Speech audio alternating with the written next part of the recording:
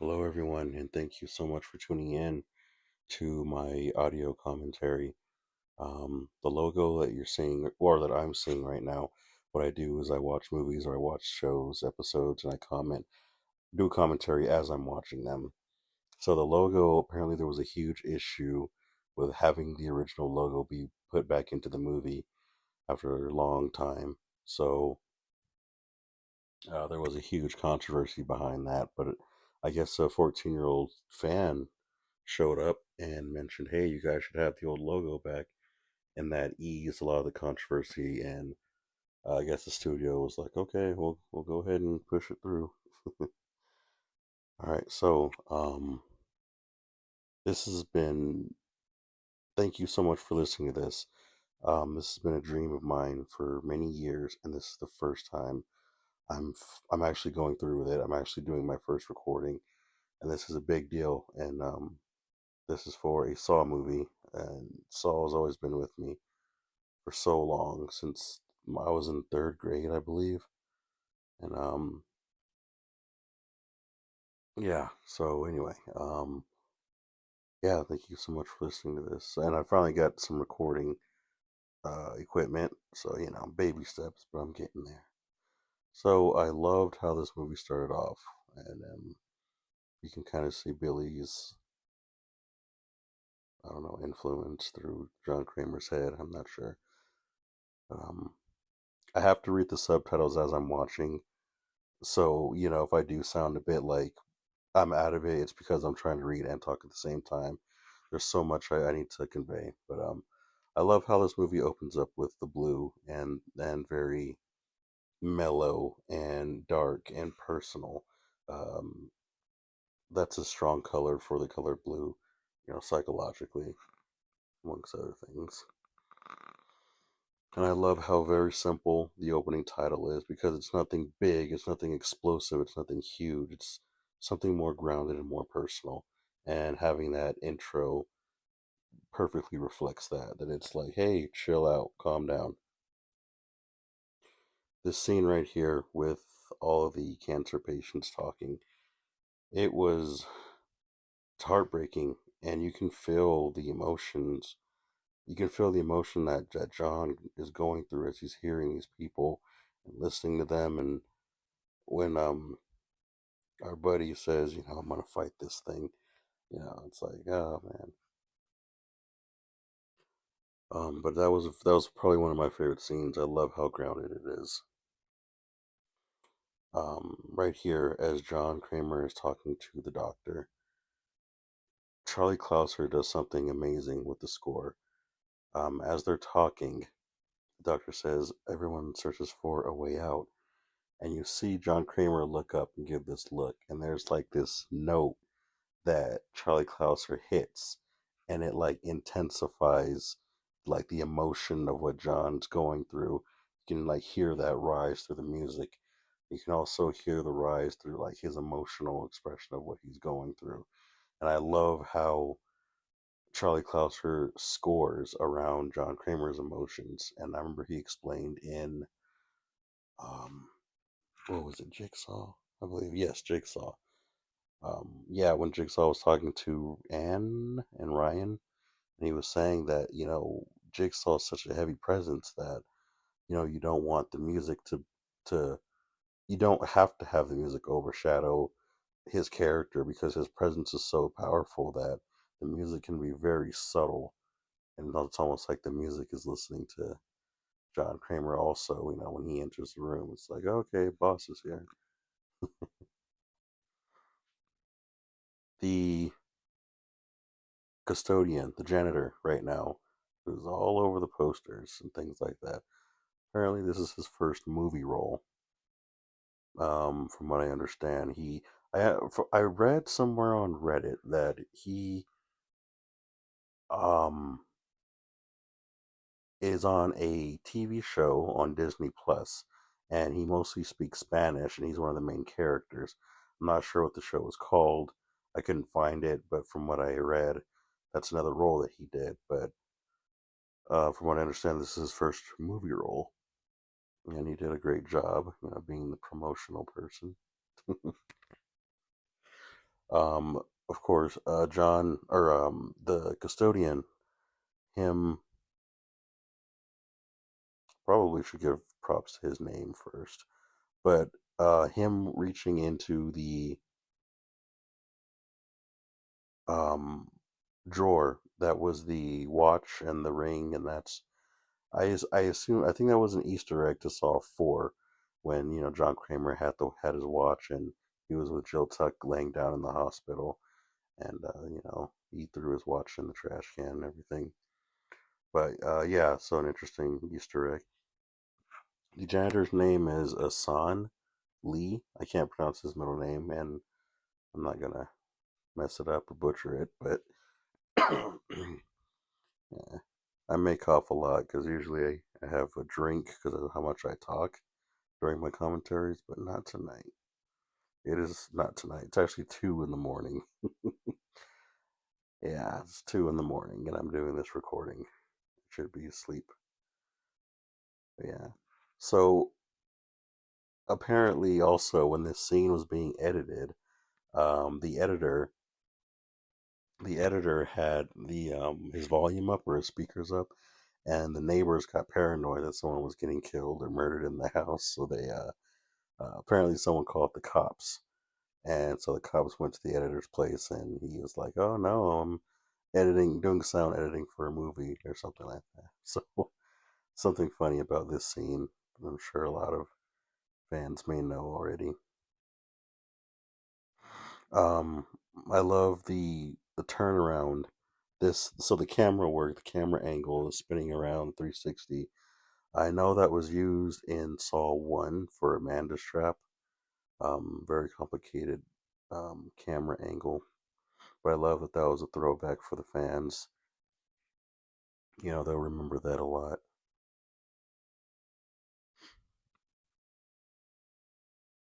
Oh, good choice. And of course, this beautiful song that's playing wasn't on the soundtrack. I don't know why, but it was very pretty. Hopefully, they release a expanded score by Charlie Klaus. There was a deleted scene right here. The deleted scene was John Kramer in the park watching time go by. Two of the traps that he was drawing in his notepad, and two of the traps he was drawing. One was for Timothy in Saw 3. I believe the trap was called the Rack, I believe. And the other one was actually the one that was in Saw 2 when and I should know his name, but when the guy puts the key in the door and Amanda's like, "No," he said, "don't do it," and then the gunshot goes off and shoots the guy in the eye and kills him. He was drawing that trap in the book also, which I think that was a little messed up because Cecil in Saw 4 was acting crazy, and this dude is like, "Hey, you need to shut up," and he gets up and smacks Cecil, and you know gets up and smacks this dude in the face for being a menace, and he smacks the dude that killed John's son, and then ironically John is responsible for this guy getting shot in the face. Which, thinking about that out loud is very very a little twisted, but it is what it is. From what I understand, they were still figuring things out, throwing ideas and everything, and Dr. Finn Pedersen. Um, oh, Henry. This song right here that Charlie Clouser did, Henry Hope. This version that was used in the movie again wasn't released on the soundtrack because there's like I don't know if there's synth notes because Charlie Clouser is just so particular. I've seen like behind the scenes and equipment that he has around his room and in his house. It's crazy. So there was some crazy like random notes that hit during the Hello Zep theme. And I thought it was just him just having fun, tweaking some stuff. No, apparently he hooked up a set of old broken drums and hooked them up into his machine, and they released this weird distorted sound. So he just went with it. So you never know what kind of instruments Charlie Clouser is using, or at least I don't. and he had some notes, and they were relaxing notes. I don't know if it's a piano or a synth, yeah, synth piano, but yeah, that version with those notes isn't available on the original soundtrack, unfortunately. So hopefully they bring it back. But yeah, Henry, he was very convincing. He was great. But sometimes we see in characters and other people what we want to see or what we need to see, what we feel we want to see. And for a series like Saw, it is very important that we see these characters through the eyes of John Kramer to see, hey, this isn't literally what these characters are like, but in his mind, in his line of sight, this is what this character represents to him, and this is what he's holding on to. And I love that each of the characters are play. I love how each of the characters strongly play that role, especially with Cecilia. And here's Dr. Finn Peterson. And then here is, I'm sorry, Patterson. Here is Cecile. As she shows up, John Kramer is watching her and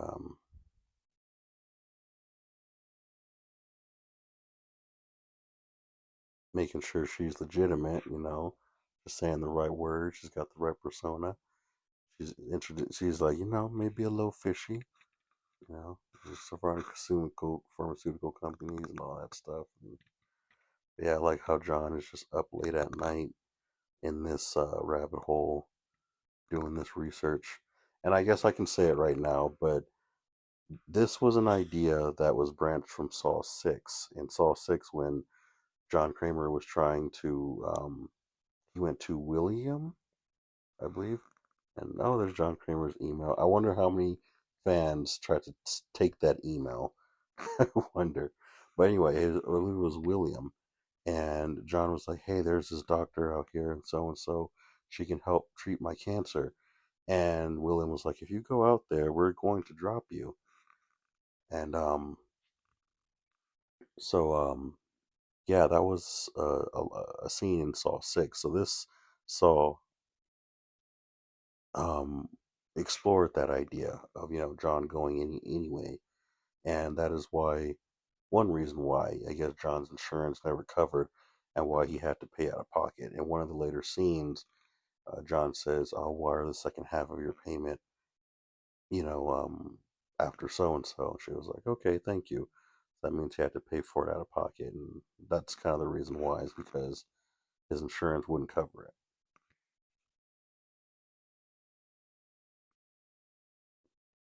And she says, "Oh, I'm down in Mexico." Um, the color white is very hopeful color, especially in a lot of movies. I'll probably talk more about that in my Transformers one, but the color white means a lot. So right here, there's a color palette. John Kramer is on the phone. The right side, he's holding his phone in his right side, and the right side of his face is lit up, where the left side is dark. That basically tells you that his hope and the light and the ability or the chance to live again is really like coming from the right side, which is like on his phone, speaking on just this that's where the light is, is on the right side where the voice is whispering to him, where this angel of hope talks to him. And that split second when she says it's a 90% success rate, you see the camera angle hits him on the left side, showing the dark of that slight sense of doubt. Here's a plane shot. I don't think you've ever seen a plane shot in a Saw movie. And now here is a yellow color palette for Mexico and the Mexican flag. There's our boy Diego. I love how the top of the taxi cab says Tours Mexico. I love the speed up shot. That's something new that's never been done before in a Saw movie. And yeah, so I love how the sign says Tours Mexico. And then when you look at the other sign, the other side of that sign, it says Detours Mexico. And then the next frame, you see the other side of the sign again, and it says Tours Mexico. So I know that was there on purpose. But I think that's funny. Once again, being obsessed with time, John Kramer impatiently looks down at his watch, embracing his wrist, preparing for the next step of his journey.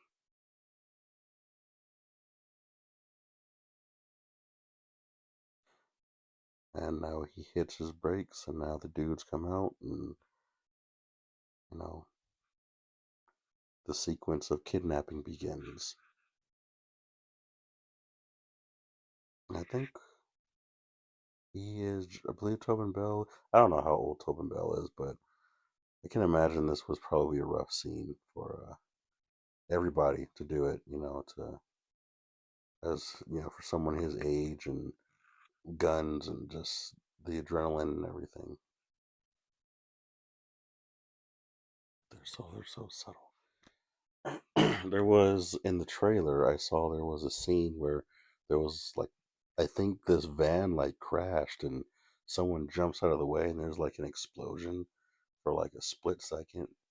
I remember seeing that in the trailer. It's probably just trailer bait, but I could have sworn I saw that. And then in the movie, it never happened for obvious reasons. But a lot of movies did that. I remember watching the trailer for Saw 3D, and like half the stuff, if not, three-quarters of the stuff, never actually happened in the movie. But again, Saw 3D was apparently cut into two halves, so I don't know. I can't really speak too much on that one.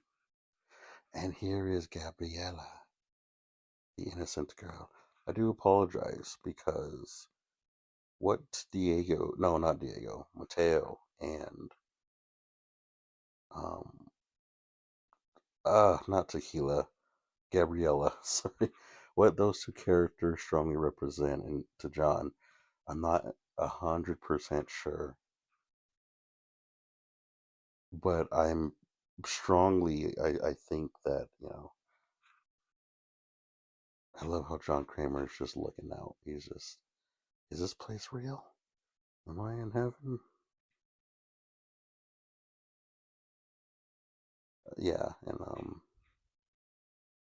she saved my life. Um, Once again, that gives him more hope. You can see that look of hope in John's eyes. Man, you can tell that John really loves. He really wants a shot at life. Here's the piano notes, I believe. I'm watching it muted, so this is the first time they meet. And he's shaking hands, and these are the hands that are going to save me.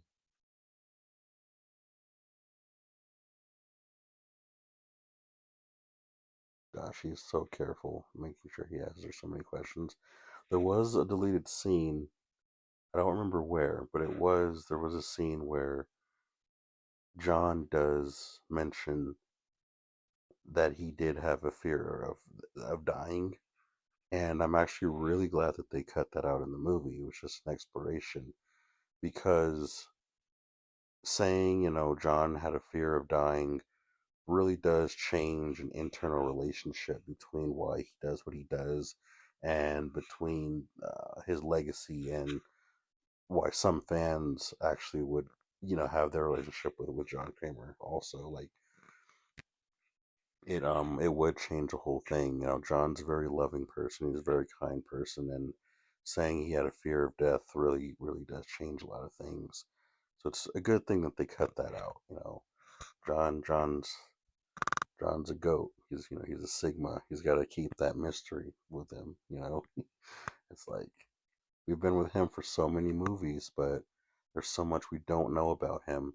And this movie was actually the first time where he's the main character, and we learn a little bit about him, and a lot of the other stuff that we did learn about him were in deleted scenes that were cut from the movie, which I think was the better option overall. When I saw the deleted scenes, I think they cut what needed to be cut, and they were very careful about this movie, and it was just perfect how they blended it all together, especially with these color palettes and these filters.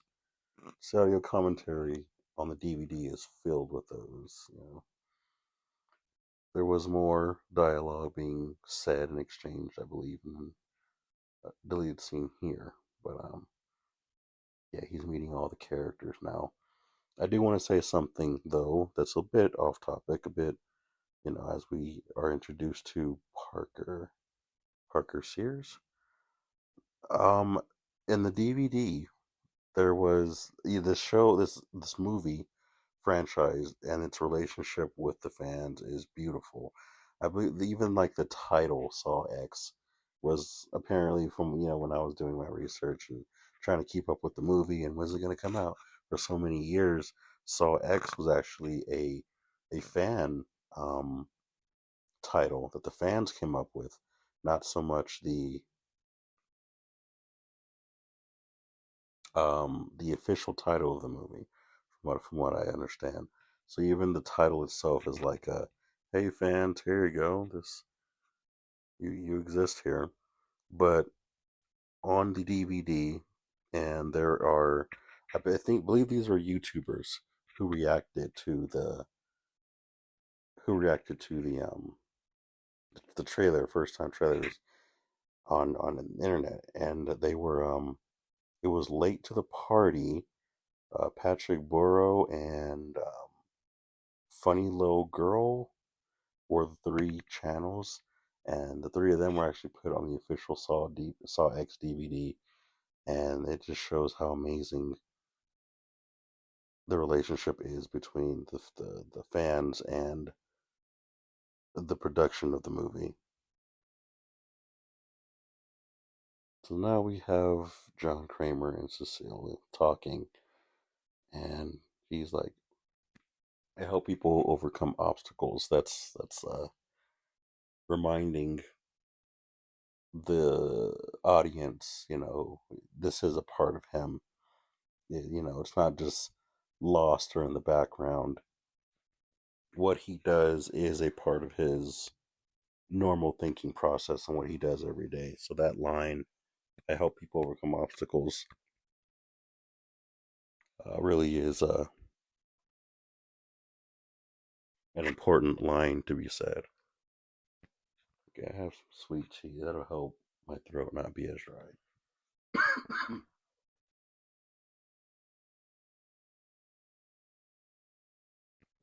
And of course, that throws fans off.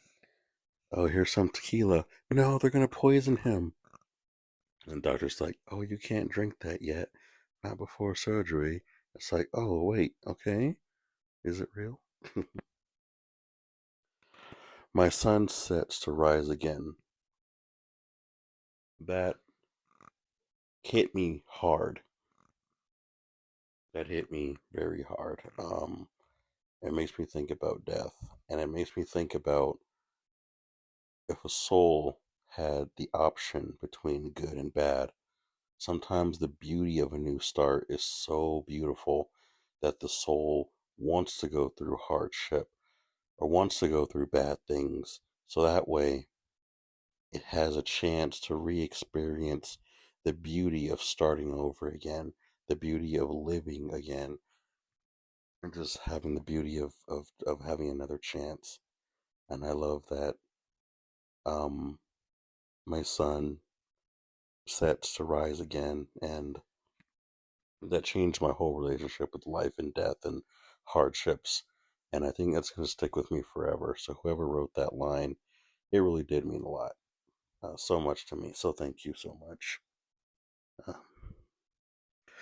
Now, this scene right here, when John meets Carlos, this, I believe, I think this is the most important scene ever in the movie. I think this is the most important scene because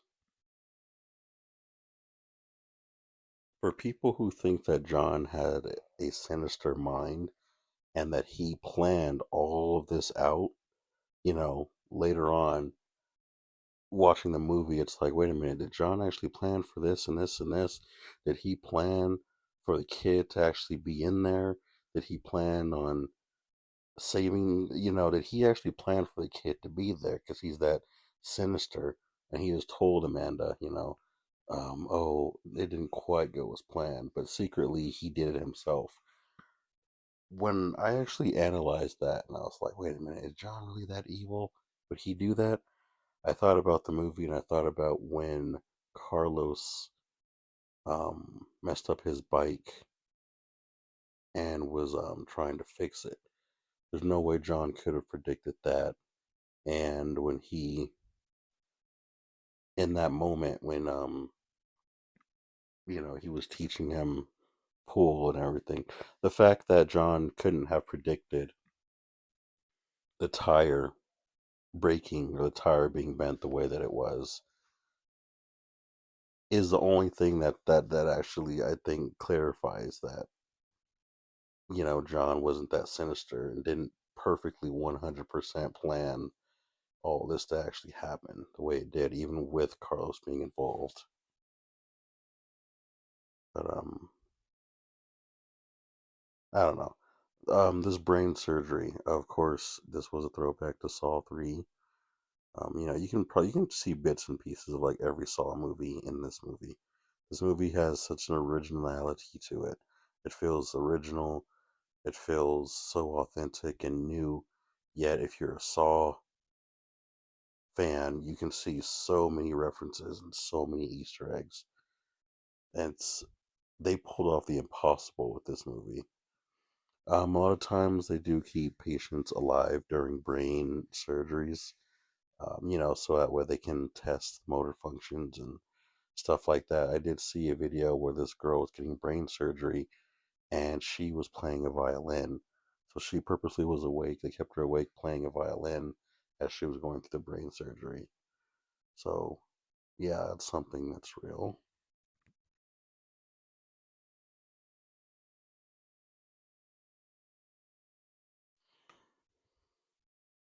Now, yeah, hemoglobin levels are normal. It's like, yeah, this dude knows his stuff.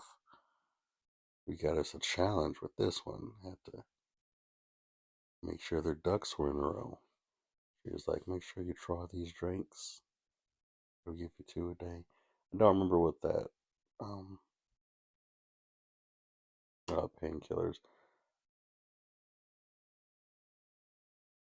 What happens next? Your whole life happens next. Oh, that just warmed his heart. You know. Yeah, John's love for life should always come more of a, it should always be more of a priority than fear of death. And I think them cutting out that fear of death line made a huge difference in John's love for life. And it really does create more of a heart to heart connection. Have a good life, John.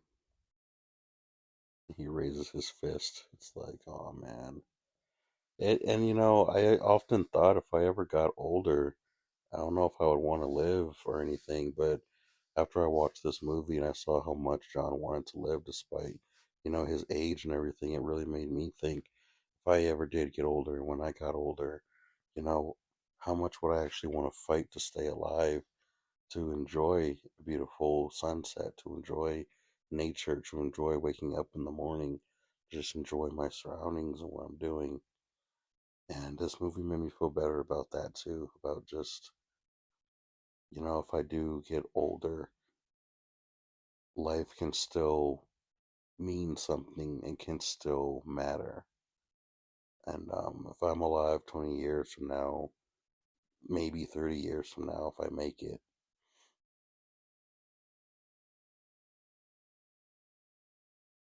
this movie made me feel better about, my mortality and my aging. But yeah, and now we get to John's in the park and he is drawing for the design of the rack and he throws the paper away. That park, reference to Saw 4 and 3, and walking in the park with Jill Tuck. Jill. Okay, so right here, when John is doing his architecture thing and he has the radio tower and he's doing the whole, axes and trying to figure out the location of where he had his thing. Like, the fact that they used his architecture skills for him to find out the whole, like, diameter. Am I using the right word? But the whole, like, area, and he could, like, find and pinpoint the location of this place is amazing. That they use that ability and that gift, because in Saw 3 with Lynn, he tested her and was like, "You would be surprised what tools can save a life. What little you have in front of you, what can you do with it?" And the fact that he was able to find a whole location just based off one monument or one point, it shows the skills of what a person can do with something so simple, that everyone has, and with a piece of yourself, how much you can evolve that thing. And now here comes the heartbreaking part of the movie. John just entered the square room, the glass room, and the lights are there flickering, and this piece that Charlie Clouser is playing is called Abandon. And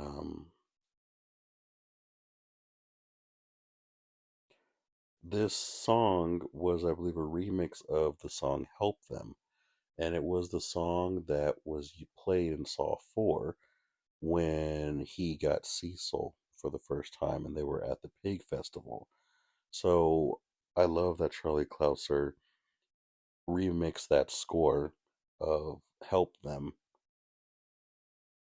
and it's more of like a spiritual, you know, of these are souls that need, they need guidance, quote unquote, they need guidance, or they're just, souls that need to be tested now. They need to go through the process. And you can really feel the evolution and that bass drop. Charlie Clouser is good at having bass drops. Have a sense of symbolism also. This also the song,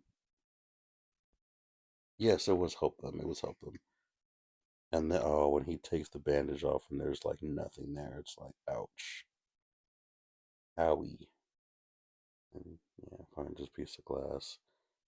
But yeah, so that song is a remix of "Help Them," which he used for his first victim, and that really shows how personal this movie is to Jigsaw, because or to John, because between him and Cecil, it was personal with his son, and now with these people, it's personal with him and his cancer. So that piece of music being used to such a degree of personalness is amazing on Charlie Clouser's part. And the sound effect when she says, "Have a good life, John," and it kind of like reverbs or reverses and it's altered, and you can see John like kind of skipping a little bit. That's like his mind being fractured, also, and him kind of that other side of him coming out. Um, there's a second piece, and I'm trying to remember the second half of that song that he uses, and I think it's called "The Barn." I believe the song that Charlie Clouser also used in that scene was called "The Barn." So the song that was just used was a combination of "Help Them" from Saw 4 and "The Barn" from Jigsaw. And that Barn Song was also a group of individuals who were a part of Jigsaw's first trap of taking advantage of people and using them or hurting other people for their own selfish gain. Um, so that's an interesting, Easter egg to bring Jigsaw into the movie Jigsaw into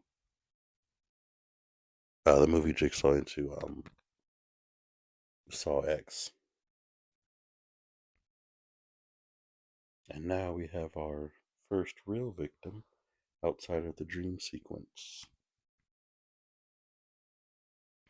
Sorry, I have to make sure my recorder is still going.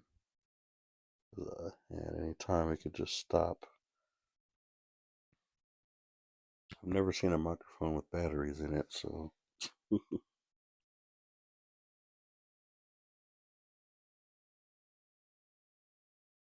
yeah. When I went to the movie theaters to watch this movie, oh come on, stupid touchscreen. These new age devices. When I first went to the movie theaters and I saw this movie, I think I bought 5 tickets total. I bought 5 tickets. I went to see it with my friends, and I saw it a second time with another friend, and I bought the tickets both times because of how amazing I thought this movie was. So I went twice, and I paid for two of my friends the first time, and one of my friends the other time.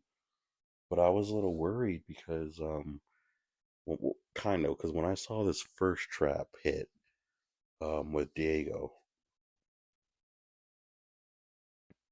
I was like, oh man, the first trap is hitting, and the movie was just amazing on its own. The first quarter, the first act of this movie was amazing, and then once we descend into Diego's first trap, it's like,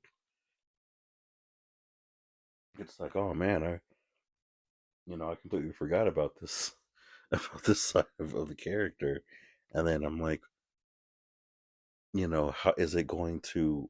How are people going to react to it in the theater?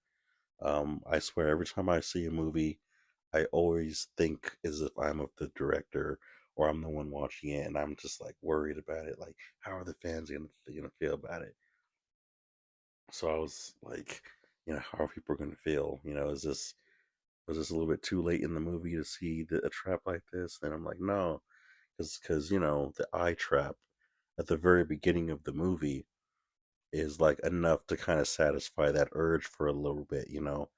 People aren't gonna be all like, oh man, when are we going to get to the action part? When are we going to get to the killing part? This movie did a very good job at balancing the trap sequences with the importance of the story and what's going on. And I really did feel that, feel how good of a job they did as I'm watching this scene with Diego.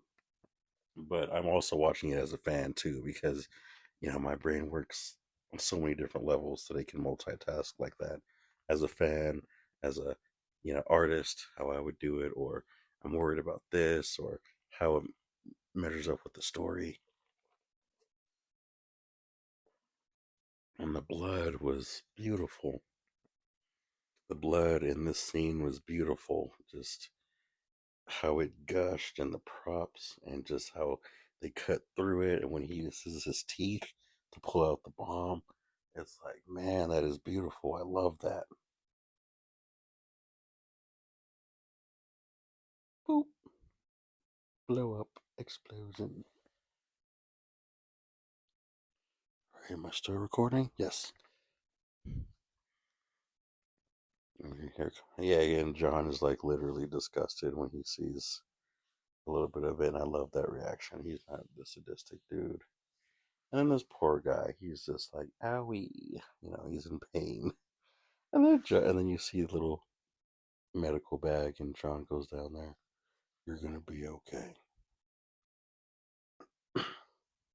Detective, I could use your assistance in locating some people that are in need of our services.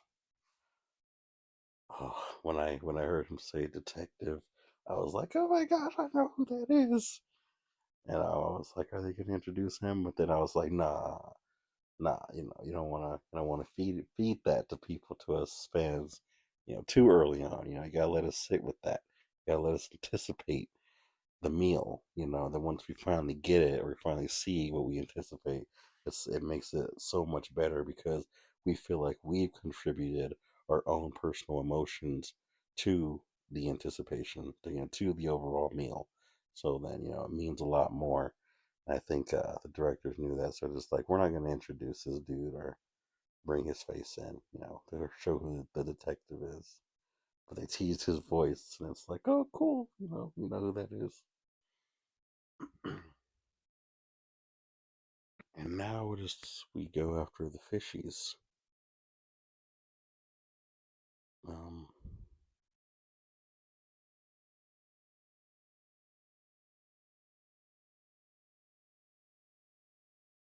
yeah, so there was a deleted scene with Diego and him, telling John Kramer about everything, and and the whole conversation. They cut that scene out, and John was. I'm glad that they did cut it out.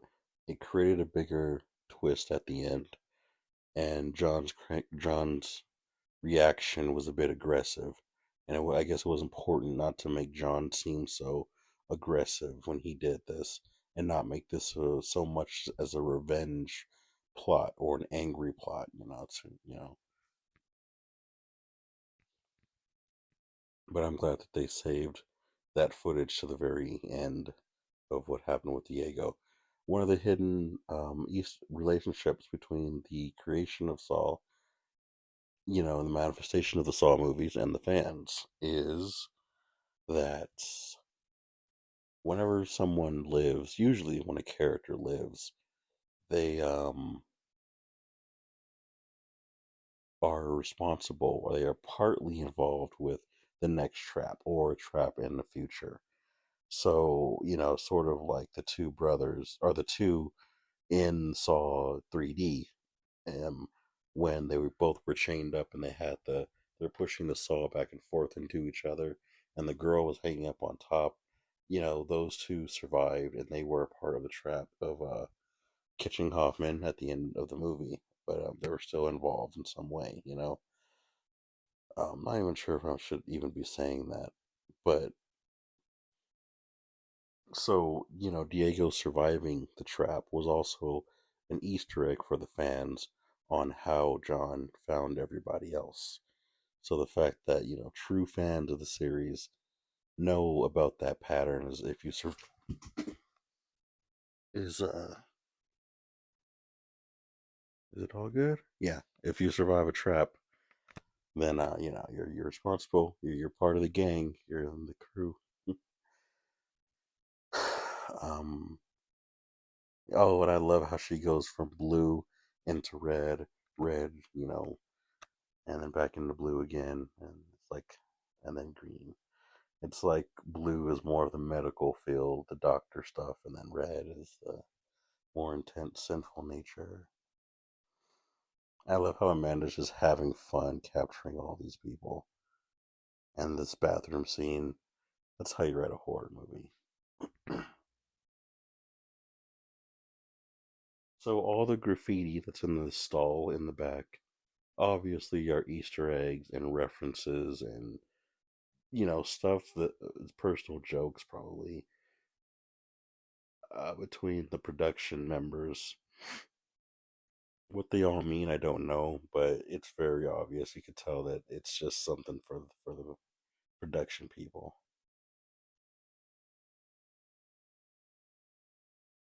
Oh, so if anyone is wondering, if you put subtitles on the DVD, it does not show the Spanish subtitles. It just shows the translation in English, in case anyone was wondering about that.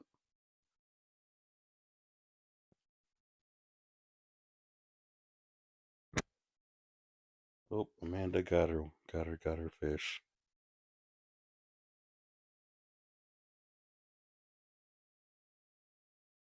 So she sprays her with pepper spray. It's a bit aggressive. I mean, ouch. All right, so Cecile is talking to someone on the phone, and so now this is a very suspenseful part. So I think I have a bit of room. Um,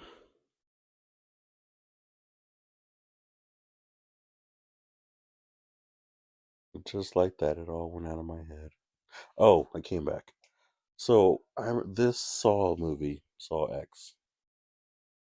So of course, obviously, it wasn't originally titled Saw X because this movie was put into production before Spiral was, and guys,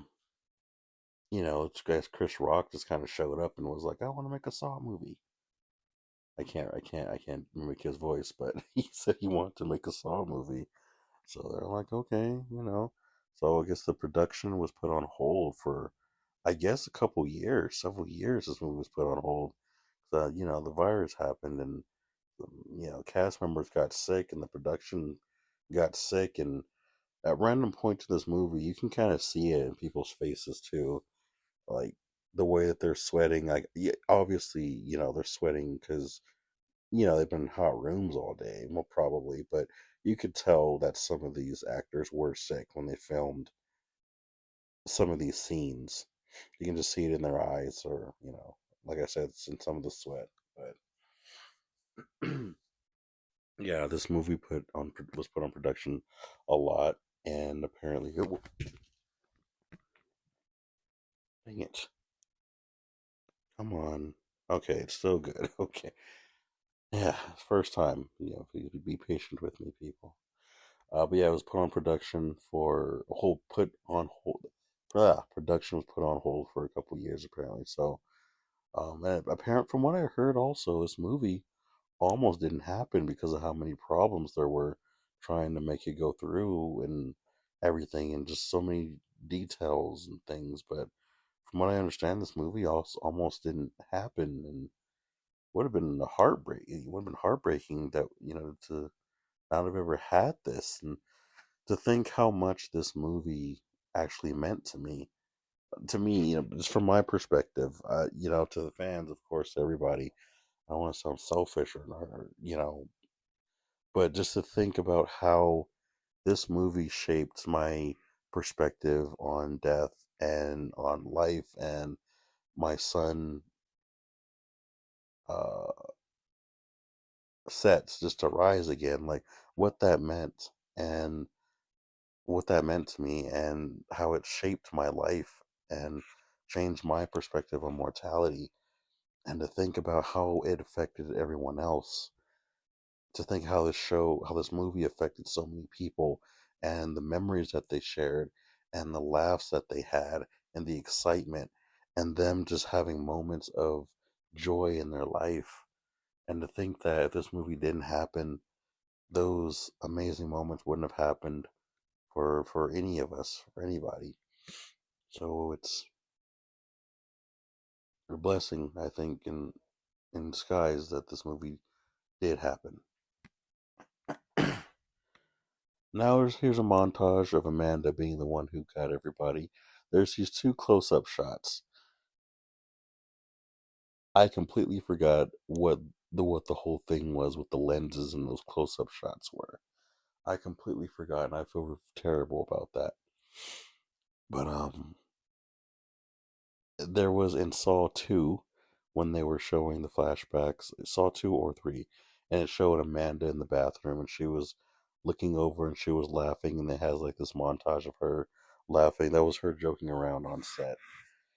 And during the montage right now in Saw X, you could see how her reaction was. And I believe that is a throwback to the Saw 2 when she was joking on set.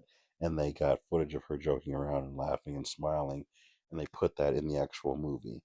So they did it again in this one, at least that's from what I gather.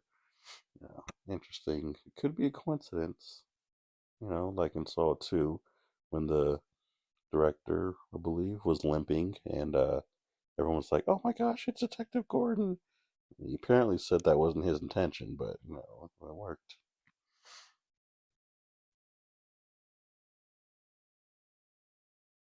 Okay, so now I love how the first shot is all the characters are in the room now, and the first shot is Gabriella and her foot chained up in this room. Oh, I love that. Such a sneaky way of referencing the first movie. Valentina, did my blood ever make it to the lab? Or did you just suck it out and flush it down the drain somewhere? I think that was actually an abortion reference. Um, I had nothing to do with this. It was all her idea. Mateo. I don't even know if that's your real name. It is, though.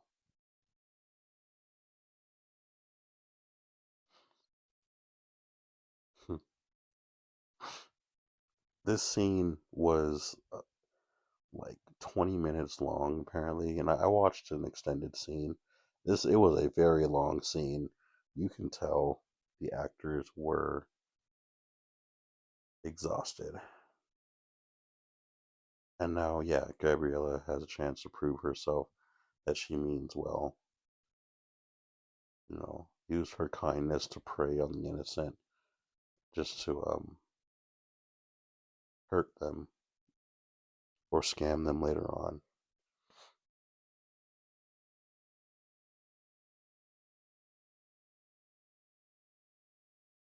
And that was another reference to Cecil, which was he was like, "What is that thing?" And Jigsaw was like, "Oh, it's the tool that's going to save your life." So right here, when Valentina looks down at the box and he opens the box, she's like, "What is that?" And he's like, "Oh, it's the tool to your freedom." Another reference to Cecil, and Cecil seesaw. She has to kind of rub the jilly saw between her leg back and forth. It's kind of funny that they kind of sneak that in there. So yeah, this was a very long scene, and these actors, you can tell, were pretty exhausted as John is talking. You can tell the editing on this scene was very hard, and I'm not saying that because I know, because I've seen the one of the editors talk about it, but you can tell that it was very difficult for the actors, and you can tell because or I'm sorry, you can tell that the editing was hard because the sense of dialogue, so much you can do with this dialogue, but what really stands out about it is how long it takes John to start the trap as he's talking to all these characters and he's reminding all of these characters why they're here and what the thing is that they have to be doing. Um, you know, as he's telling Valentina what she needs to be doing, just how much is going on in this scene. You can tell that it wasn't so much about rewriting the scene, but they had so much material that how could they condense it? How could they cut it all down? Because of how hard these actors worked. You don't want to undo all that hard work.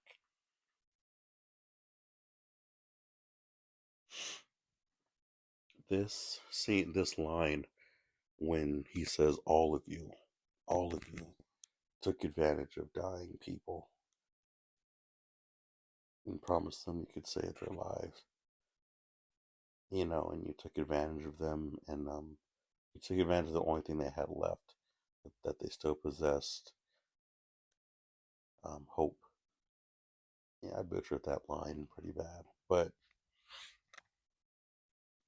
the first two times watching this movie in theaters, the way that Tobin Bell delivered that line was so personal and it was so believable. And I promise you, I actually broke out in tears because of how powerful he delivered that line when he said, all of you. And I just, somehow I just felt it. Felt the reality. Even though it was a movie, I felt it. And I cried both times. It wasn't just me. The second time I went with my friend, my buddy, I told him, I was like, I've never thought I'd tear up legitimately during a Saw movie. And I didn't tell him what scene that I teared up at. So after we watched the movie, I asked him, and he told me, I asked him, what scene did you tear up at? And he told me it was that exact scene also. So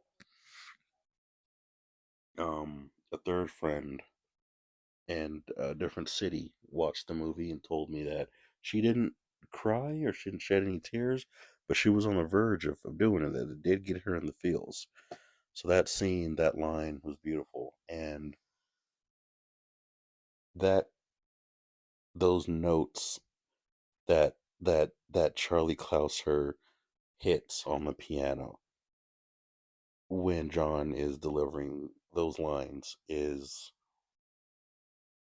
just perfect. It is a sense of patience. It is a sense of this is going to happen.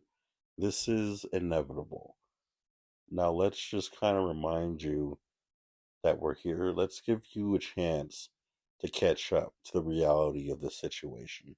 And the fact that Charlie Clouser can capture that emotion so much in just these two notes on a piano, and just how he spaces those notes out. It shows how just talented this guy is, how amazing he is.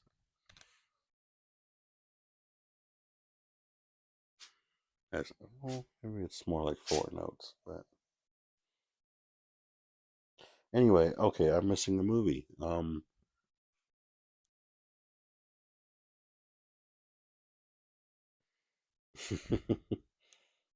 John, please wait, please wait.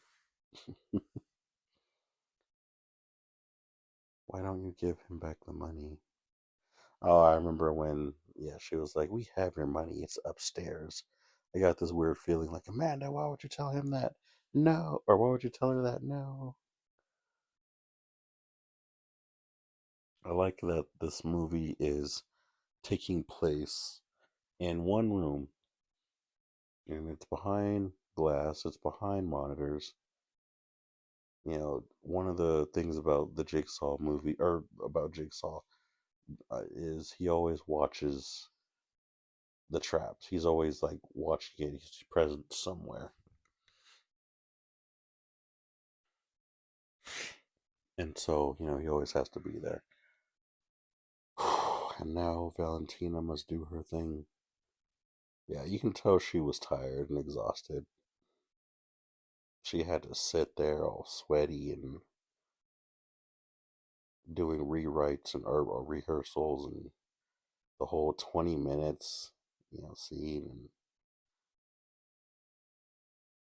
and, getting this and that done.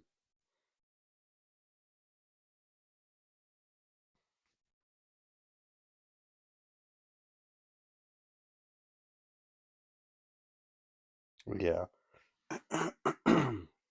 Still recording? Yes.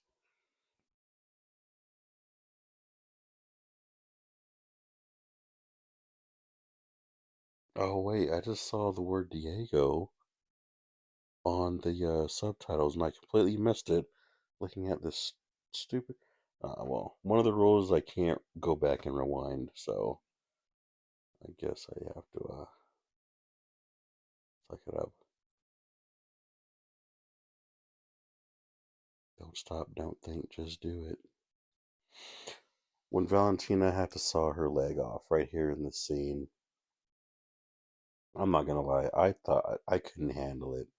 I thought, oh, it's not too bad. And then when she just kept going, I was like, yeah, I couldn't handle it. This was one of the first Saw movies, one of the few where I actually cringed and couldn't watch it. And, I think to this day, my worst, oof, it's hard just to talk about this. Looking at this one, it's just, ugh. It's probably the most painful one to watch. And the camera angles is just like, oof, oof. Just watching her saw her own leg off like that, man, that is painful. I'm over here scratching and clawing at my my chest because it just, ugh. Um,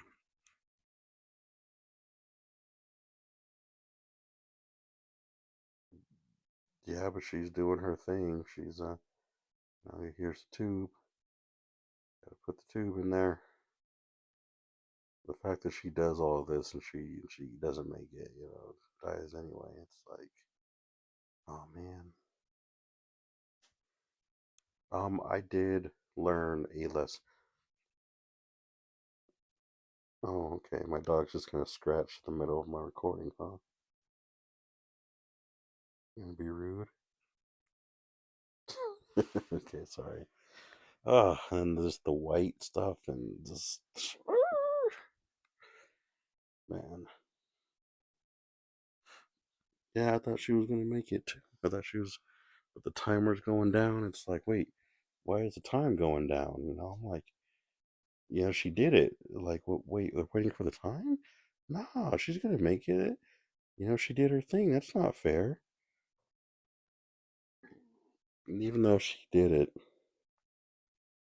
the trap still went off, and oof,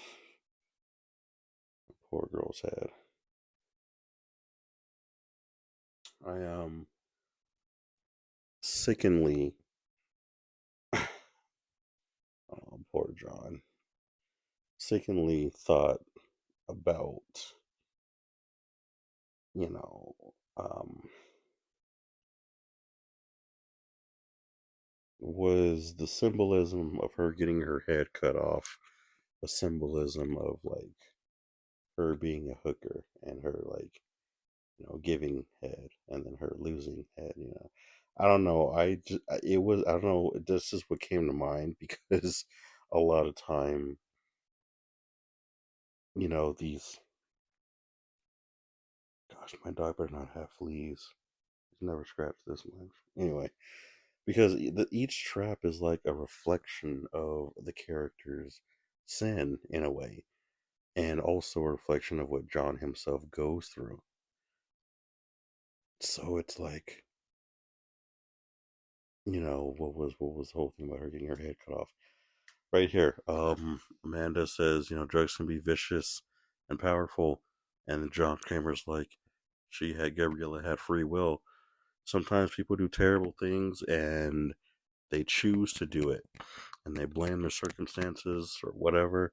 But the fact is, you still did it. You were still a part of it, and it doesn't always make you a good person. Just like in Halloween Ends, you had the group of kids that bullied the jock or whatever, or that bullied the kid, and he went crazy and started killing people. In Halloween Ends, there was that group of band kids who were the bullies, but one girl just kind of stayed in the background, didn't bully as much, but she was still part of that group, and she was still just as guilty as everyone else. And just like with Gabriella, she was still just as guilty as everyone else. And she uses her kindness and gentleness not as a tool to help or give hope, but to get, in a good sense, but to give hope in hurting others and to luring them, and that's awful. It's terrible. Another thing, I have two more things to say. A lot is happening right now. Three things to say. The scene where Amanda and John are talking was stretched out a bit more also. They had more tender moments together. Um, but it was very well balanced out. What they said right here.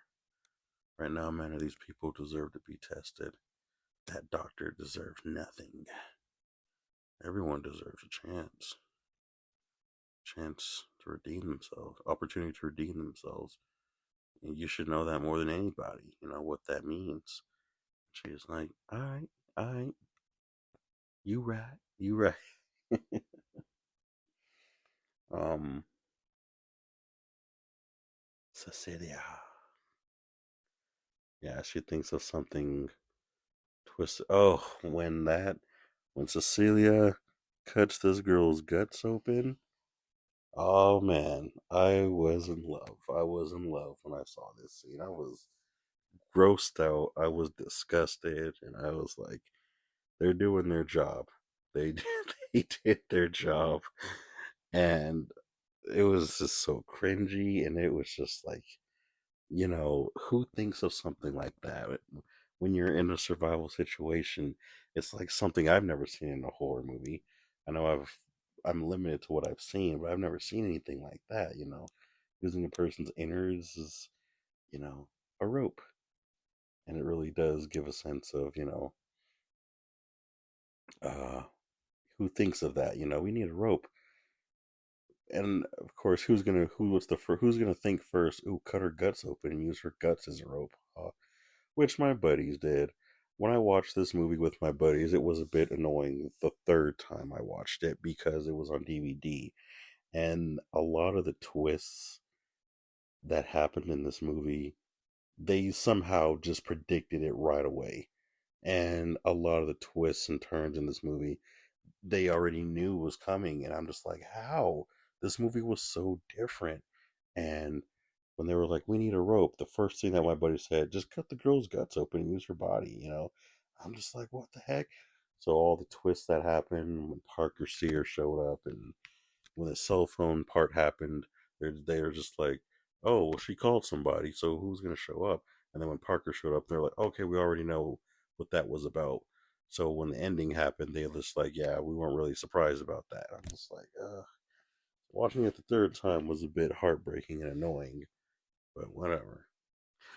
Um, Amanda, right now, she just threw the guts across the room. But when Cecile wraps the guts around the cart and pulls it, it does this snap. Apparently, they did two takes of that. Each time the guts did that snap, and they just kept it in the movie because it's like, I guess something wanted that snap to happen, and it works. So they, now Cecilia is talking with John Kramer right now, and she says, "I can help you. I swear to God that I can help him." I'm gonna get a bit dark right now. I'm gonna get a bit dark for a huge portion of this movie right now. It's gonna be a bit more darker, a bit more odd. My words are gonna be a bit more odd. But during this scene, when she says that, that really does take John off. John is, he is in a sense a reaper. He is in a sense an angel of death, um, an angel of death.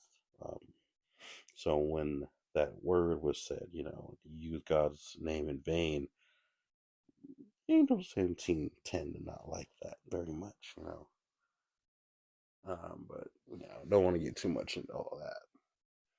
This was a huge cut scene where John Kramer and Cecilia were having a personal discussion. John was having symptoms and he was feeling sick, and she was like, "Oh, are you feeling bad? My dad can help you."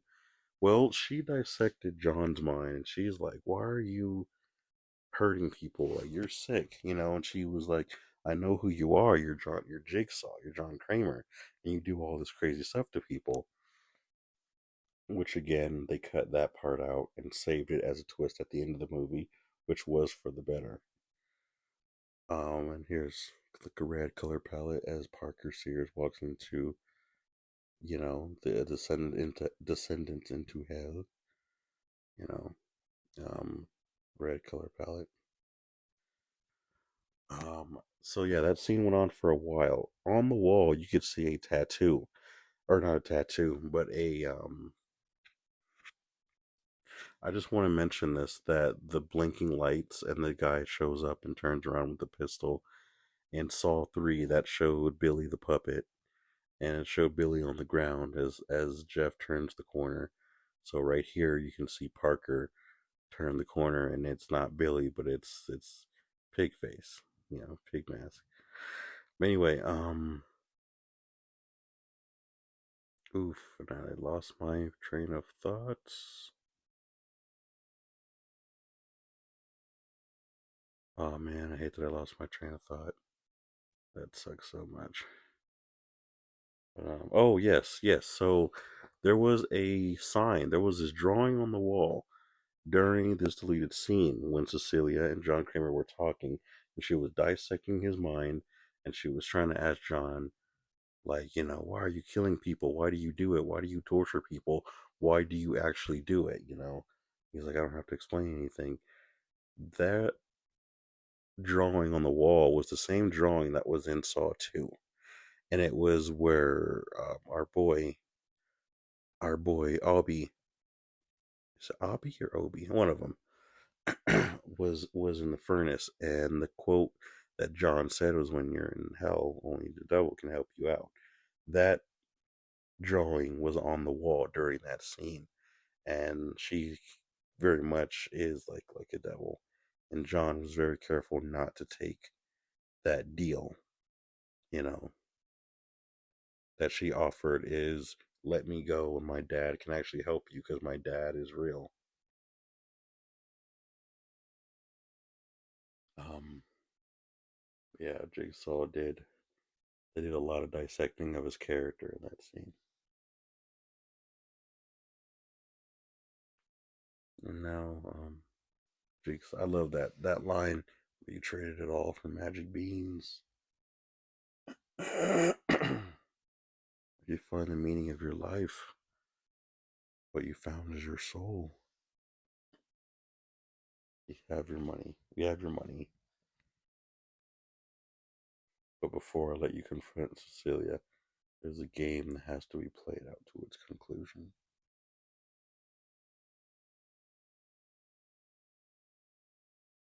Who killed Valentina? We don't kill.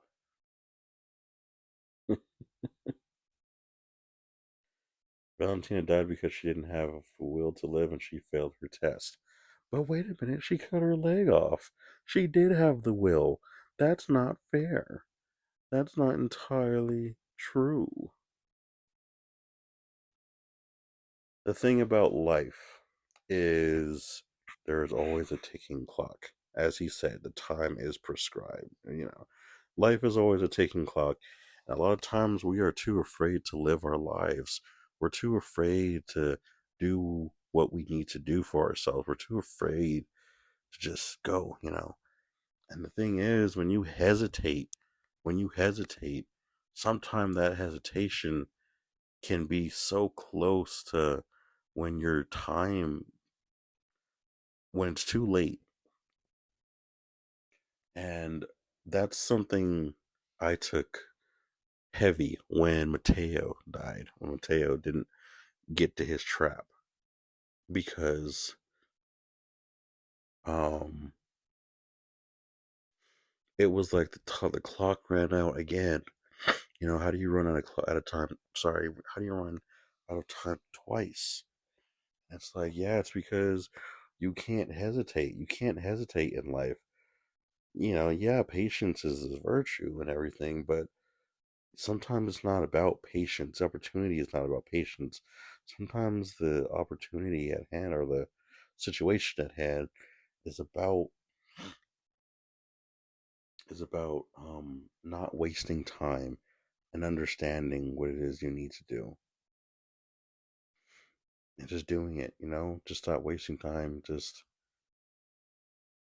oh, I loved this girl since I was 10 years old, and here I am 40 and she's married, and I told her how she felt on her deathbed, and she told me she loved me the whole time, and she thought I didn't like her, so that's why we never pursued anything. Like, you guys could have had a whole life together. I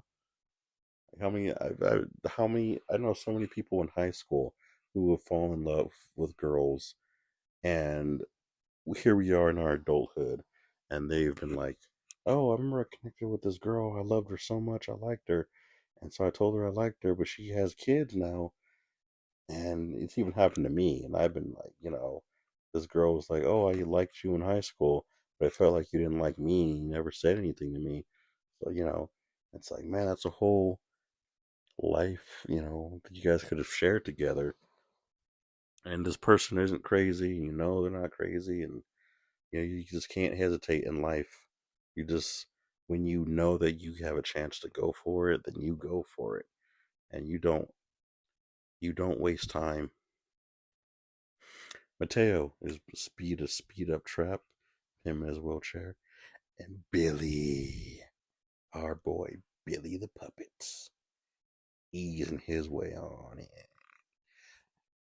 I'm sure fans know Billy is alive. Billy is his own character. He's here helping out his boy John Kramer. He's here just chilling. But yeah, seeing Billy just riding in on this little tricycle. Oh, I love that so much.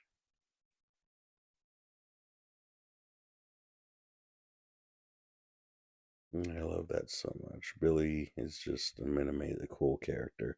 I love Billy because his personality says a lot just by him existing as a puppet. It's more like Billy's the real like Jigsaw. But he's more of he's like the puppet. He's like the puppeteer. He's the one who really controls the strings. You know, we all know that he's the real killer behind it all. But Billy likes John Kramer. He likes they bonded a lot together. He likes him, which is why he's with him in this journey through hell. During okay, so now I love this because Mateo doesn't know what he's doing, and he has the recorder, and he pauses it, and he's playing it, and he's stopping it, and he's playing it. That's something I would do. Me having ADHD, being distracted by every squirrel I see. If I was ever in a jigsaw trap, and I like hit the record button, then Jigsaw is like, telling all this stuff to the recorder. I'm just gonna be like, wait, wait, wait, hold on. Let me pause it real quick. Let me gather my thoughts, get what he's saying real quick, and then play it again. Make sure I got all the facts right. That's something that I would do. That's something I've always thought of since like Saw 3 or Saw 2. So actually seeing it is like, yeah, this movie was very well thought out. I love that so much. And it's like, yeah, he's like, I don't know how to do this. It's like, that's the point. You better make it work. Apparently, the actor himself also said, I'm just not going to do it. I just don't want to do it. And so the director had this idea. He's like, okay, well, if you don't want to do it, then you're going to get a shock to the back of your neck, and that'll make you do it. And that's where they had the idea of having the electric shock hit Mateo in the back of the neck, was the actual actor protesting against, why the heck do I want to do something like this? Just a quick side note. But yeah, I don't know what Mateo represents. So the illusion of time in the Saw franchise is very important. This movie, you can say that this movie takes place in the future or the present, but also the past. This movie is a weird triangulation between Mateo. Sorry, Mateo is in his trap right now. In case you guys are wondering, now he's got to poke at himself and stuff. But this movie, which I wish I should have mentioned it earlier, but so much is going on. I have so much to say, but you know, this movie was more of a goodbye to John Kramer, and it was oof, gosh, the way that drill goes in his head, ouch. Yeah, that got a few people also in the movie theaters. Oh, I remember the reaction of the people in the movie theaters. That was like the worst reaction. Everyone was like cringing. The people, buddies next to me, was going crazy during that brain part. After John dies in Saw 3, after the franchise is over and everything. This is sort of like pseudo meta, pseudo, kind of verse or whatever, where these characters are pieces of John, but John is actually in the sense of hell or purgatory, and this is more of a game where he's in a piece in hell, and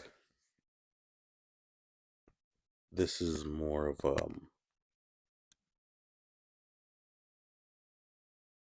the other souls in hell with him, and they're just passing through that veil. I can explain a bit more about that later on, but yeah, yeah, this movie pulls out all the stops. So of course, here's Brain. What the characters go through are what John goes through. So here's brain cancer and brain stuff.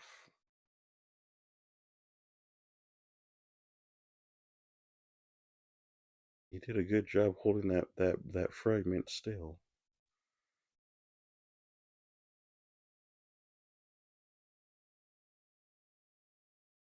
Oh man, not enough time. Not again. No. And boop. Yeah. So something about Jigsaw, Billy.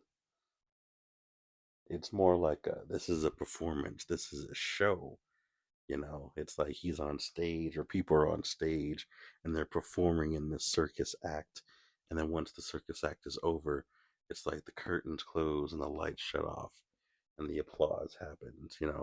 But the fact that Billy or Jigsaw, I'm going to say Billy or Jigsaw, the entity, is seeing this as a circus game and it's being treated as a game. So when you see each performer, quote unquote performer or person going through their trap, it's like a performance. And after the performance is over, the lights close and it's like the curtains close. And it's like, okay, this performance is over now. That was a good one. That was a good game. On to the next one. You know, because that's how Billy is. I see you. I know. And that line, that Parker says, "You guys are sick." That's got to be the funniest line. And as a Saw fan, hearing someone actually tell John and his apprentice or disciple, you guys are sick. That's like a reality check, and I love hearing that. This father and daughter moment between Amanda and John Kramer is something we fans love. That's what we came to this movie to see. It's a beautiful dynamic that was seen in Saw 3, but the father and daughter relationship was so important. I remember I had this girl that I was staying with for a while a couple years ago.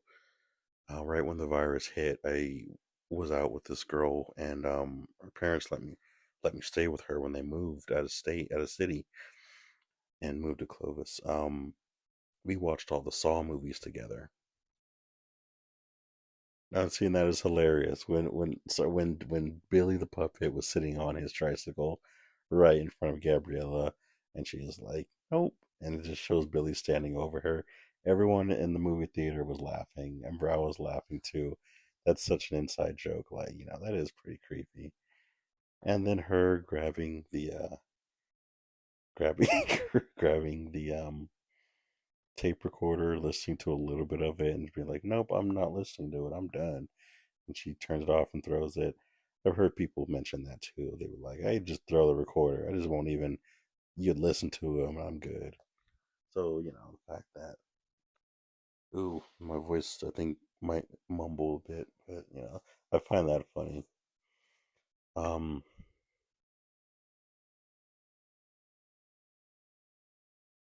and there I go. I drifted off and forgot what I was saying, where I was going.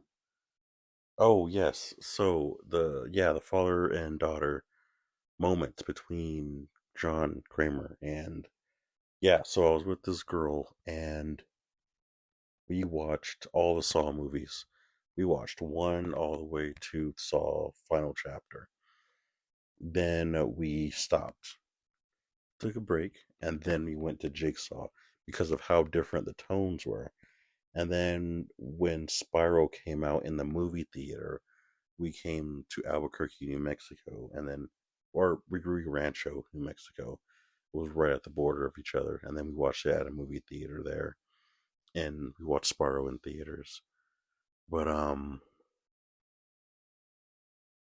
when we rewatched the Saw series, what really captured when we watched it was the relationship between Amanda and Jigsaw, and that was a huge um, grounding anchor emotionally for watching this series, especially for the girl that I was watching it with. You know, she clenched more onto Amanda's character and her relationship with John, and when it ended, she kind of lost interest from the rest of the movies. When they showed flashbacks, she fell in love with the flashbacks. And yeah, the only time we saw Amanda and John together, um, Amanda was in distress. She had doubt. She was very emotional. She was unstable. John was dying. And we never got to see the two of them side by side, just chilling with each other. Not for this extended period of time. So finally seeing it was beautiful in Saw X. Now we have Gabriella. She's being roasted right now on this radiation machine. How John got the pieces in there, I don't know how he got the pieces in there to build something so huge, so complicated. Like, where did he get the radiation from? Like, what? I mean, he really went through a lot for this one. He must have been mad at Gabrielle. He's like, oh no, I want this one to suffer.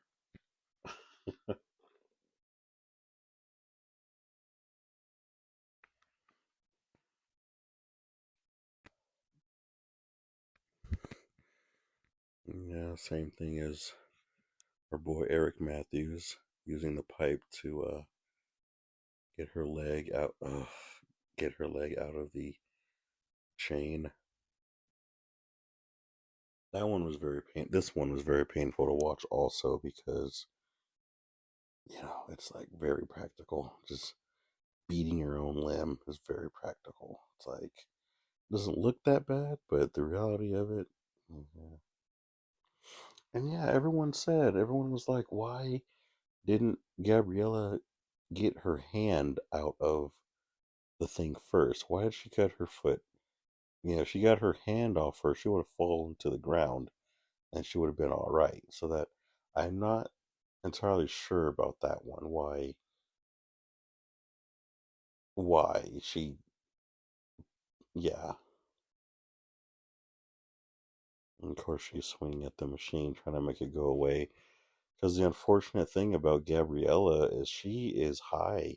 She took those pills. She's basically just intoxicated and high off drugs right now as she's going through all of this. I don't know if that's worse, going through all this suffering and dying without being conscious of what's going on, of your last moments, you're not even yourself. Your last moments, you're possessed by an external.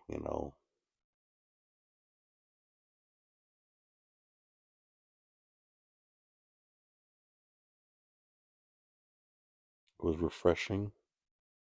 It was refreshing to see Gabriella live because no one survived a trap. Well, there was Diego, but since Saw 6, I believe, we never actually saw anyone survive a trap, I believe. Well, no, there was 3D, there was the two guys, but I guess what I mean is in Saw final chapter, everyone basically failed the test and died for the most part. And Gabriella is like one of the first characters to actually legitimately just like win a game and survive, which I don't, maybe in Spiral somewhere, maybe, but yeah.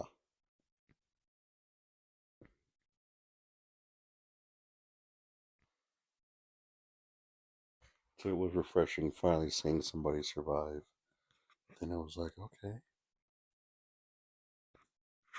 not a chance. I'd do anything for you, baby.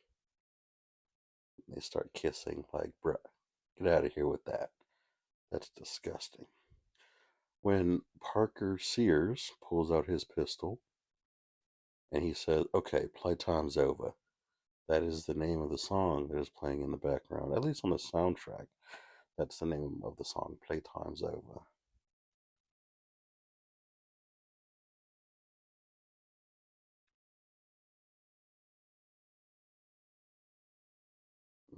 Ouch, Amanda just got smacked. I think Parker Sears was the most kind hearted person, other than John, of course, but out of the test subjects, I think Parker Sears was the most kind because he had the bigger chance of being a better person. You know, he walks in and sees these two crazy people, these lunatics, these first time I ever used that word before, lunatic, wow. You know, and he sees what they're doing, what he's doing, and of course he's gonna have a gun and he's gonna stop them, you know. It just felt like Parker Sears was the only one who had a chance to do better, but he fell into something, into a web that he didn't know how to get out of, became a victim to it and identified with it. But I felt like he had a chance. When he said Jigsaw, or when he told John, put yourself in that machine, or put yourself in the lock or whatever. Um, I was woof when it hit this third act of the movie, when it hit, when Parker pulled out his pistol, he's like, okay, playtime's over. When this stuff started happening, everyone in the movie theaters, they shut up. There was no sound. Everyone just, they didn't talk. A bunch of people, they leaned forward. They were at the edge of their seats. They were staring at the screen like they were hooked. Both times that I went into the movie theaters, everybody was hooked once it got to this third act of the movie. It was crazy. And I was like, man, like I didn't know what was going on. I was feeling emotions I didn't know I had from that point on, from this point on, all the way to the end of the movie. I didn't know what I was feeling. It was just a roller coaster, and seeing Jigsaw in a trap is something that I wanted to write in a fan fiction forever, since like the third or fourth Saw movie, and it's something I've never known how to do, but it's something I've always felt like I wanted to explore. You know, there's John raising both his fists, stay strong, to Amanda, it's okay. John had to be the strong male father figure, and I love how this movie takes on the role of empathetic feminine energy with Amanda, and the hard leadership role of John Kramer as masculinity. And I love the dynamic between masculine and feminine, and how much it honors both sides in this movie without throwing it in your face, without throwing it in your face of anything woke or anything modern or whatever. And with Cecilia and Parker, you could see how it's like a yin yang between her being the dominant female and then him being the submissive male, and just seeing the healthy and unhealthy dynamics of the two um, sides taking on each other's roles from positivity and the negativity, and I love how this movie tackles that on.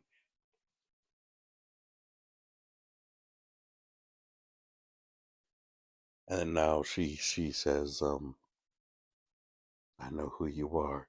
You're Jigsaw. I was worried for a little bit. Blah blah blah. This is some wicked irony, and you could have just walked away. How did I defeat you? How did I beat you? How did you lose to me?" Sorry. Jigsaw's just like, and then he loses it, and he looks over at Amanda, and Amanda's like kind of worried, and then he turns to her and he smiles at her confidently because he knows he has to keep a strong persona. He knows he has to be strong for Amanda.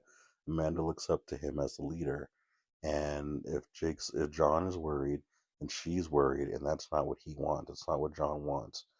John needs her to be strong, so he needs to be strong, and he understands his role in that, and he honors that. And I love that even though John Kramer is kind of losing it right now, it's Amanda that's keeping him in check. It's Amanda that's keeping him in line because he knows he has to be strong for her. And I love that so much in this situation.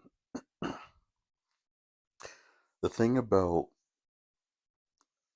John and Cecilia, they're both basically the same characters.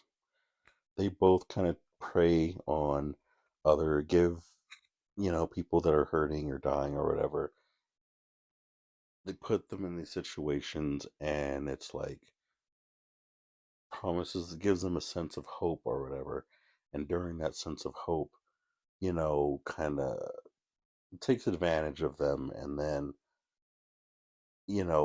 takes away, it just takes advantage of the last thing they have, which is hope.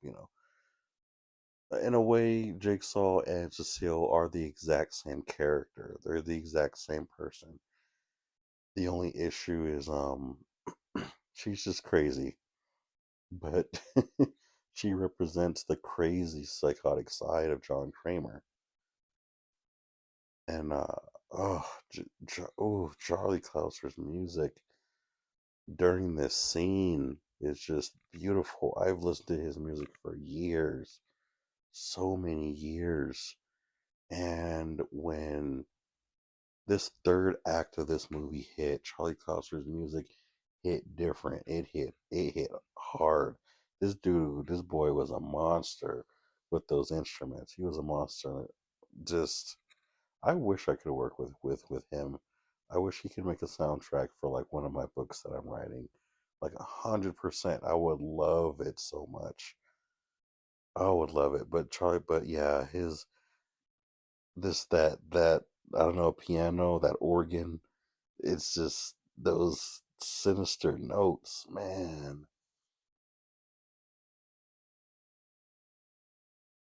Man, that's beautiful.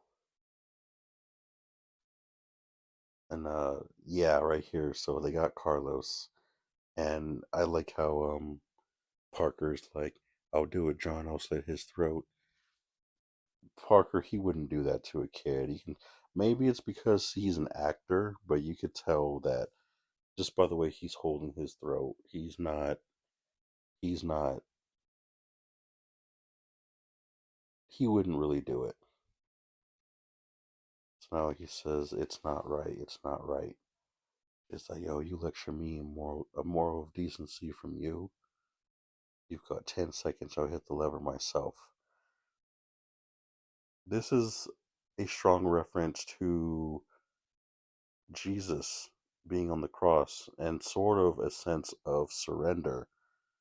John is about having to keep control, but in that moment when he's just like, yo, it's not right, he's not a player, it's not right.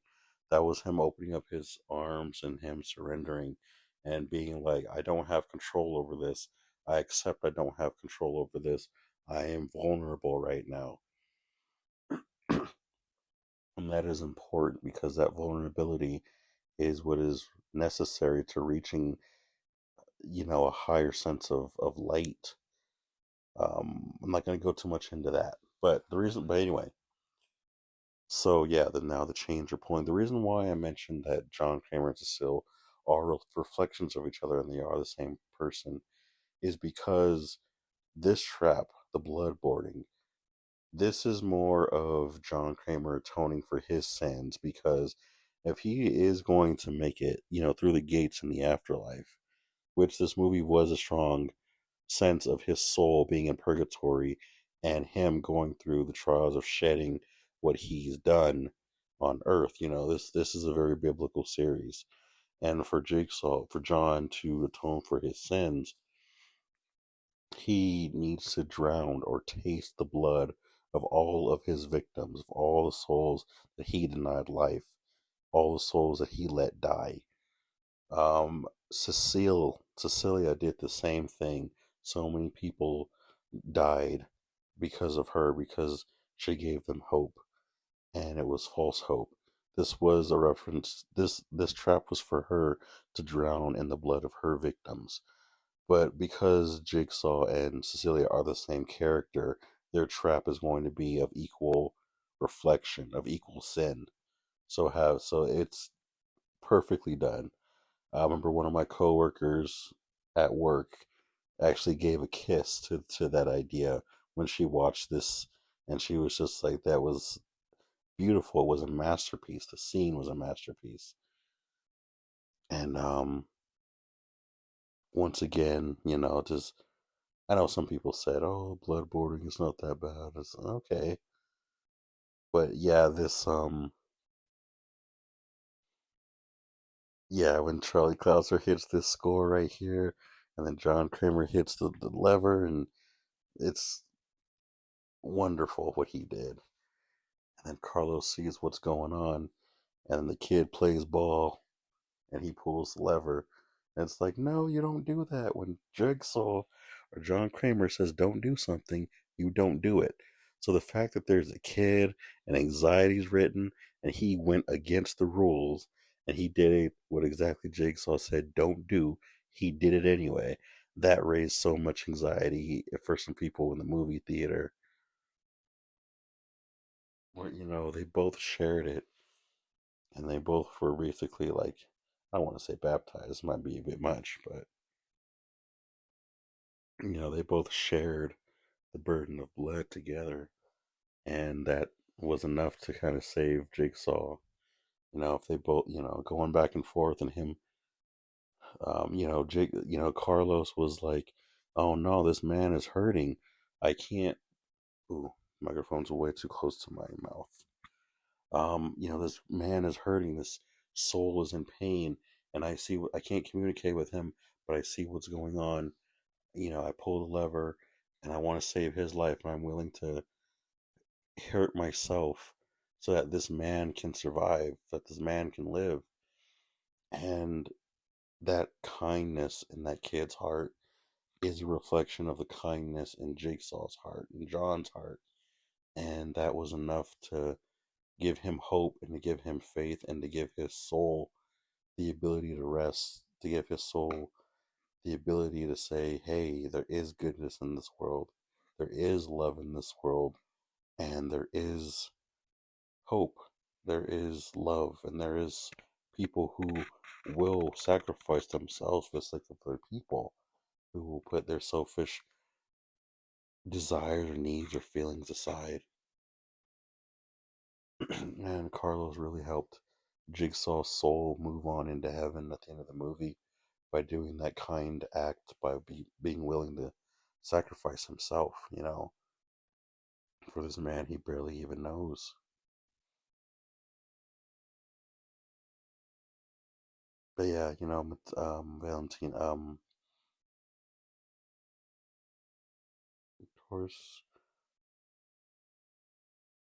now we have the red color palette, Hell, Descendant. Yeah, Jigsaw's breaking those chains. He paid for his sins. He, atoned for it. Yeah, you can be forgiven, but at the same time, there always has to be like, you gotta atone for that. And he did, and Yeah, he won. He was willing to die. He was one, but technically, this movie being taking place with of John Kramer's soul actually already in hell. It's a weird dynamic. It's like a triple layer story. It's one of those stories that has a spiritual idea and a physical idea, but the two ideas exist in two different frames of time. Like I said, the physical being more in the past, but the spiritual being more in the future after he died. And this is being his trial in hell. And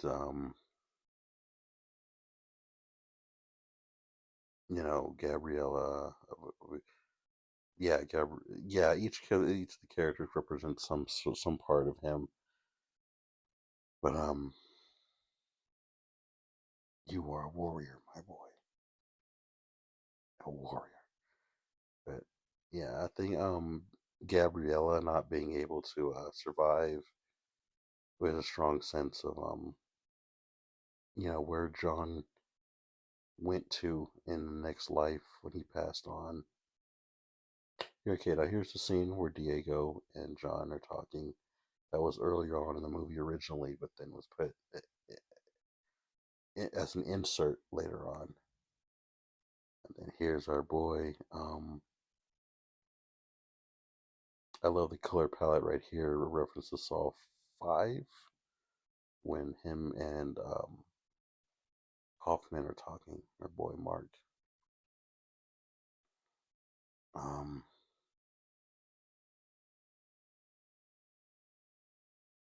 yeah, so Gabriella actually, even though she did win the trap, she kind of it may have been a bit weird and awkward having her character survive because of multiple reasons. Oh, she survived, so she has to be a part of the next game. But also, this being of a double layer, triple layer story, how do you represent the symbolism of her character living? What does that mean? It's like, how do you cross that into the next movie? And that confusion already exists within Cecilia's character being alive. So having that exist within two characters just creates a whole complicated dynamic.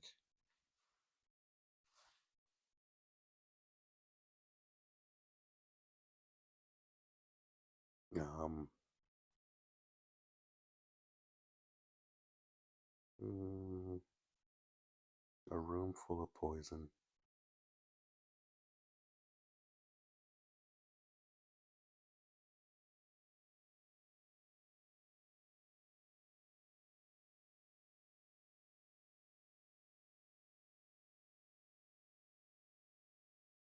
I wonder why Parker.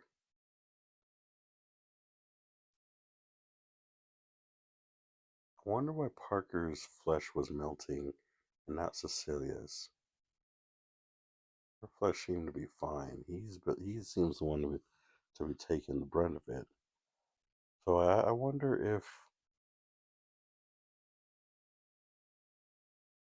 if she had like, well, I don't know, a cure, an immunity or something. I don't know. But you would think that they would find some way to work together, like, oh snap, this dude's flesh is melting. Maybe he needs to have his head in the hole, and it's just I don't know. They both put their head in the hole one at a time, and they just take turns. But it seemed like it didn't have to go that far to where she killed him. I don't think he really wanted to kill her. I don't think he wanted to see his friends die. I don't think he wanted to hurt this boy. I don't think he wanted to do all of that, but he got mixed up and he chose to be, I guess, he was in there and he was with the queen, and yeah, be like that.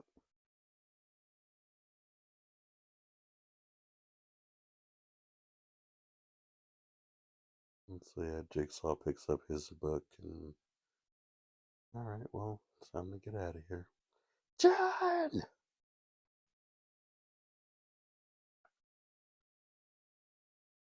And now Jigsaw and Amanda and Carlos, I guess well, mostly Jigsaw and Amanda, they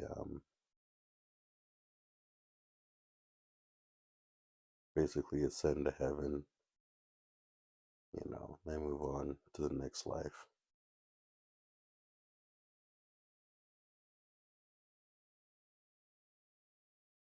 Let's get you home, Carlos. And there's Billy the puppet. And there's Billy saying goodbye to John one last time. It's been good, old friend. Have fun in your next life. I'll miss you. And now the color palette goes back to green as a reference to the old Saw movies. And Jigsaw leaves Billy the puppet and what Jigsaw represented behind as he ascends into heaven with his, spiritual daughter Amanda. And the sense of renewal and innocence is what Carlos represents. And together they ascend into heaven and move on to their next journey. Saw X. Saw X. And then there you go, Saw X. Yay, Pete Goldfinger and Josh Stolberg. Oren and Mark and where Jason Constantine and Peter Block and Greg Hoffman and James Wan, Stacy. Who is Stacy Testro? Jeez, I want to know who Stacy Testro is. I don't know who she is. And I'm even trying to figure that out. I haven't seen anything about her behind the scenes, but I want to know who she is. Anyway, so Stacy Testros and James Wan. I'm actually doing James Wan's next movie soon, Aquaman. Yeah, that's his latest movie as of the recording of this. Aquaman 2. That was an awesome movie. Great movie. Evan Gruters. Scored by Charlie Clauser. I knew there had to be more. I knew there had to be more. But man, this was an amazing movie. I would just thank you everybody who was a part of it. Hoffman was left in this bathroom for fans. Or obviously, we have to have the bathroom one last time. And this is a movie of a strong reflection of, this is for the fans. So of course we need the bathroom. Of course, the bathroom scene is here, but also Mark Hoffman's soul. Mark Hoffman was left in this room, this bathroom. Thank you, detective. And there he is. And this is like, you know, the midpoint or the triangular silver lining between Hoffman's loyalty to Jigsaw, Hoffman's body, him Hoffman being in the bathroom, but also John Kramer's soul passing on. This is sort of like a visual of Jigsaw and Hoffman's souls meeting one last time through the passing, you know, he was loyal to Jigsaw to some extent. And there's Adam's body in the background. Yeah. So yeah, with Matt with Mark Hoffman, his resting place right now being in the bathroom, it would make sense that the two of them would their souls would meet up in the bathroom. Anyway, I didn't want to sound too pseudo or too spiritual or what is this guy saying? This guy is stupid. I didn't want to, get all weird about it, but you know, cool. Hope okay. I hope the recording came out good. I know a few times the recorder got a bit too close to my mouth, but yeah, this is my first recording. The end credits are rolling. I want to talk as much as I possibly can because I can only do this once, and it was an amazing movie.